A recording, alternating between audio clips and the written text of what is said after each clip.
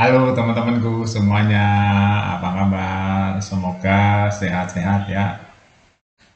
Teman-teman, hari ini tanggal 4 Juli 2024, jamnya setengah 5 sore ya, atau 16.30-an lah ya. Teman-teman, saya banyak melihat beberapa komen ya, setelah Indonesia melakukan pertandingan timnas U16. Saya tanya-tanya pada pendukung timnas ya. Jadi melihat permainan timnas Indonesia sekarang sudah berubah ya. Sudah bagus-bagus, pemainnya juga materinya bagus-bagus. Bahkan hari ini lawan Indonesia sudah bergeser, teman-teman. Permusuhan para netizen sudah bergeser ya. Dulunya kita ingat nggak ya, lawan kita adalah Malaysia. Kita itu seperti musuh bebuyutan dengan Malaysia, derby Malaysia. Karena setiap ketemu Malaysia sulit sekali menang waktu itu ya teman-teman. Sulit sekali menang Indonesia. Kayak seperti mentalnya tuh kena duluan. Setelah itu sama Malaysia reda setelah kita menang Malaysia 4-1. Kita bergeser ke Vietnam. Ya, sulit sekali ngalahin Vietnam waktu itu. Walaupun di bawah Sintayong juga waktu itu ya, awal-awal sulit. Terus permusuhan kita, netizen, itu mengarah ke Vietnam. Tapi akhir-akhir ini Vietnam sudah bukan jadi ancaman lagi buat timnas Indonesia. Ya, begitu kita pertandingan melawan Australia, kita kan sulit sekali tuh ngalahin Australia. Ya kan? Di U23 kita menang, di U16 kita kemarin kalah dengan berapa kartu merah. Tapi netizen pendukung timnas Indonesia berpandangan berbeda. Timnas Indonesia lebih bagus dari Australia. Ya, bahkan Vietnam dihajar aja 5-0 oleh timnas Indonesia. Dan itu kekalahan yang memalukan buat media Vietnam dan pelatih Vietnam dan pendukung Vietnam. Katanya kalah 5-0 dari Indonesia itu suatu hal yang memalukan, ya kan? Bahkan pelatihnya menyalahkan diri sendiri, kayak nggak percaya gitu bisa kalah 5-0 dari Indonesia yang sekarang. Itulah Indonesia berubah hari ini, teman-teman. Nah, kenapa saya angkat berita ini? Jadi permusuhan Indonesia sekarang bergeser melawan Australia.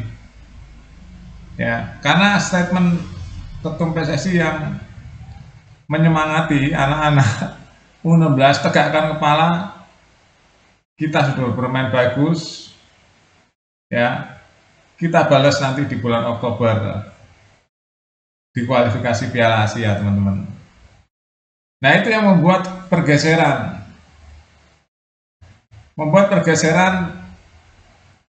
tren permusuhan sepak bola kita sekarang bergeser ke Australia. Karena melawan Malaysia sudah kita sering menang.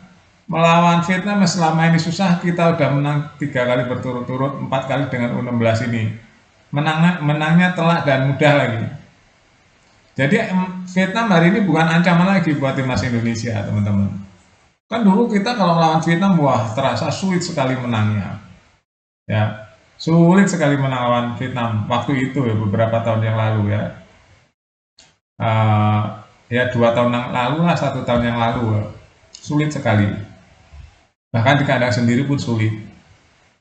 Akhirnya begitu kualifikasi Piala Dunia dan Piala Asia, kita bisa mengalahkan Vietnam di U23, ya kan? Mengalahkan Vietnam di senior 2 kali berturut-turut di GBK dan di kandang Vietnam sendiri. Kali ini Vietnam dikalahkan oleh U16 ya di Solo 5-0. Ini kan beruntun Vietnam kalah terus dari Indonesia. Nah, dengan begitu kita udah lihat nih kualitas pemain timnas Indonesia juga udah di atas Vietnam kali ini. Nah, makanya netizen bergeser nih permusuhannya. Wah, awas loh, hati-hati Australia. Nanti kita akan kalahkan kalian. Nah, itu semangat timnas Indonesia. Karena Erick Thohir juga memberikan dorongan atau semangat kepada timnas Indonesia, suruh tegakkan kepala, balas kekalahan lawan Australia di bulan Oktober nanti. Nah, itu akan memicu anak-anak timnas U17 nanti bersemangat untuk mengalahkan Australia. Tentu Australia nggak tinggal diam ya, memang rankingnya juga dia di atas kita. Tapi timnas Indonesia kali ini beda teman-teman. Timnas Indonesia yang kali ini beda. Pertama, mendapatkan energi positif dari Sintayong ya dengan pencapaian-pencapaiannya. Jadi Nova juga mendapatkan energi positif dari pencapaian timnas yang dipimpin oleh Sintayong, ya baik senior dan U23. Nah dari situ U16 kelihatan sekali kan kualitasnya hari ini, cara bermainnya juga, pemilihan pemainnya juga ya yang nggak berkualitas disingkirkan oleh Nova. Nah itu tujuannya untuk membuat timnas nanti kuat dan bisa mengalahkan Australia. Emang Australia tim kuat, pemainnya juga tinggi-tinggi.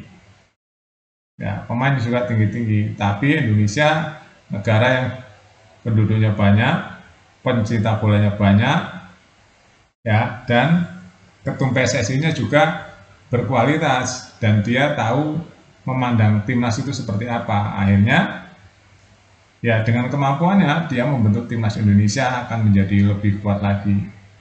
Kita lihat aja teman-teman ya, Nova akan fokus kepada timnas U17 nanti di Piala Asia. Ini akan seru ya teman-teman, akan seru.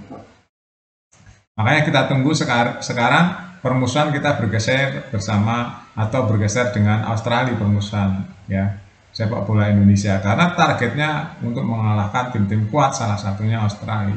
Kalau timnas Indonesia ingin naik terus rankingnya. Ya Australia itu kan tim peringkat tinggi teman-teman di FIFA. Indonesia baru 133 kan, masih jauh, tapi Indonesia bisa mengalahkan Australia. Itu keren banget teman-teman. Keren. U23 nya juga mengalahkan Korea, kan keren. Jordan, iya kan. Nah dari situlah kita bisa membaca bahwa pelatih itu sangat penting sekali, peran pelatih.